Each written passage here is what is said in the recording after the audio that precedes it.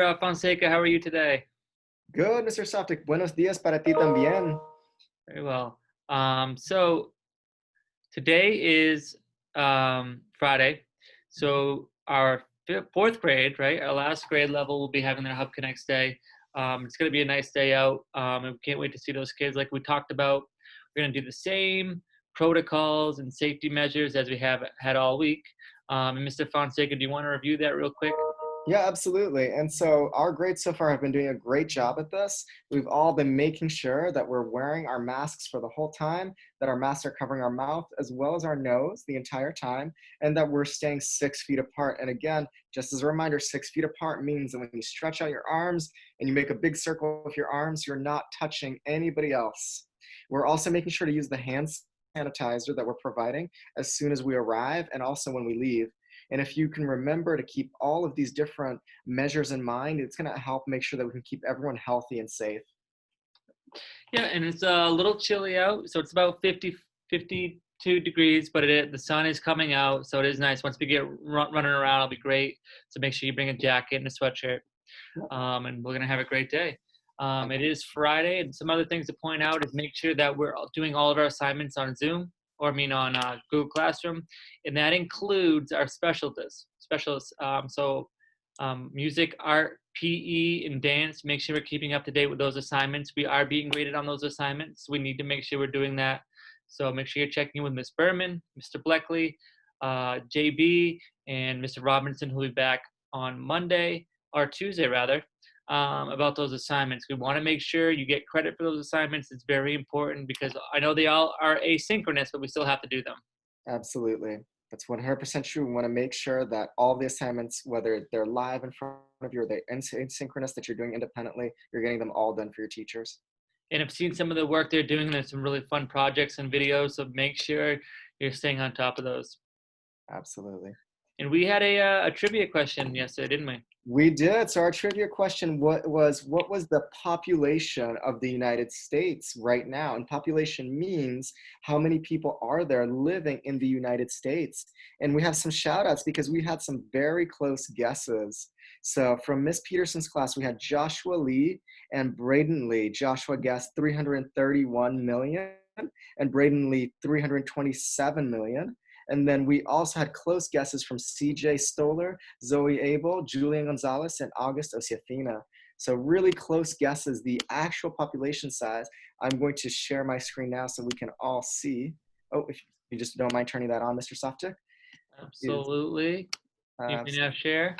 Absolutely. So the actual population size we can see is 330 million in the US. And that's actually constantly changing because there's approximately one person being born every 8 seconds and one person dying every 12 seconds. And then one person coming from another country every 47 seconds. So all of these factors have to do with our population size, of how big our population is in the United States. So shout outs to all those and your very close guesses. Yeah, and again, Mr. Softic was way off, as his guess was 4 billion people. But again, I couldn't tell you how many Skittles are in a package either. So we'll take that chart right there for its word. But something that we do know quite a bit about and we're excited to share with everyone is that it's this Monday. There won't be any school because we're celebrating Indigenous Peoples Day. Mr. Softic, do you want to talk a little bit more about that? Well, so the word indigenous, what does that really mean? That's a tough word. Mr. Fonseca, if you hear the word indigenous, Indigenous, what do you think that means? That usually means that you're one of the first or the original groups of people to be in a place, in a land.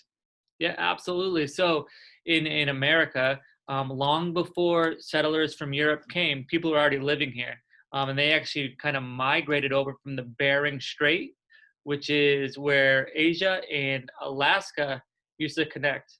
And then over time, it separated.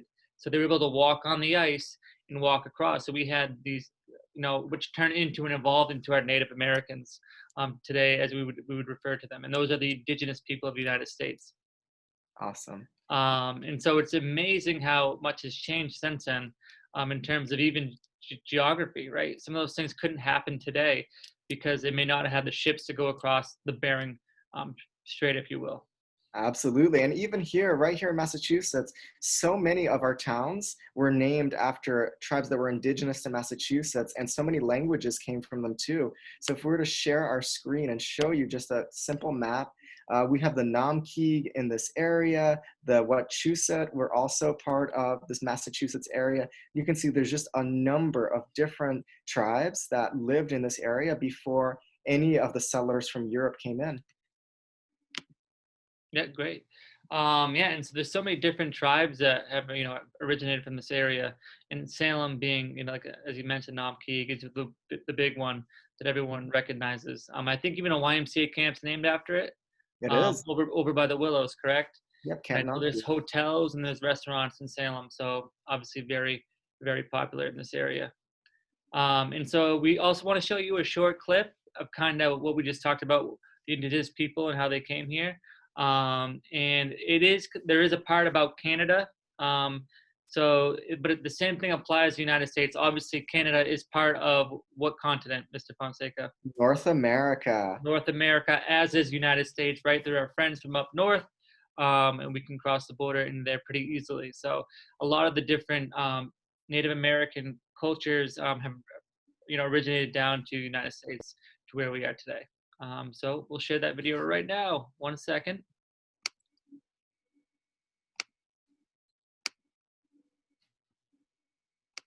What is indigenous? It means originating or occurring naturally in a particular place. So, indigenous people are... Me. Hi, Sid. Hi, Ruby. Indigenous people are the first people to be living in a place. Indigenous people, like me, have lived here for over 12,000 years, long before it was even called Canada.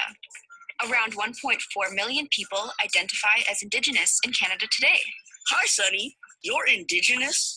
Yep, I'm Algonquin First Nation. So, which word should I use? Indigenous or Algonquin First Nation? Well, most Indigenous people would rather be called by the title of their nation. Algonquin, Cree, Haida, Mohawk. But if you don't know what nation someone is, it's better to use the word Indigenous. Is indigenous the same as Aboriginal, Native, and Indian? Actually, those words aren't used as often anymore, Sid. In some cases, those words can even be hurtful. In Canada, there are 3 different groups of Indigenous peoples: the First Nations, the Métis, and the Inuit. The First Nations is the largest and most varied group, and they are found all over Canada. They include my nation, the Algonquin First Nation, and many others like Cree, Haida, Mohawk, Ojibwe. The Métis are the descendants of First Nations peoples and the European settlers who came to Canada, and they are all across the country. Finally, the Inuit are the indigenous peoples of the Arctic, and they are also found all across the country. So many amazing groups of people. That's right. And think about this. Each nation has their own culture with their own languages, laws, and spiritual beliefs. The First Nations alone include over 50 different nations with 50 different languages. Wow! Respect! And those cultures had and continue to have a huge influence on Canada, giving it words, inventions, concepts, and games that are used by Canadians today, including that canoe and this kayak. The country's name Canada comes from the St. Lawrence Iroquois First Nations word, kanata, meaning village or settlement. Thanks for sharing with us, Sunny. Happy to. And remember, if you know what nation someone is, you can use that to describe them. If not, use the word Indigenous. Got it.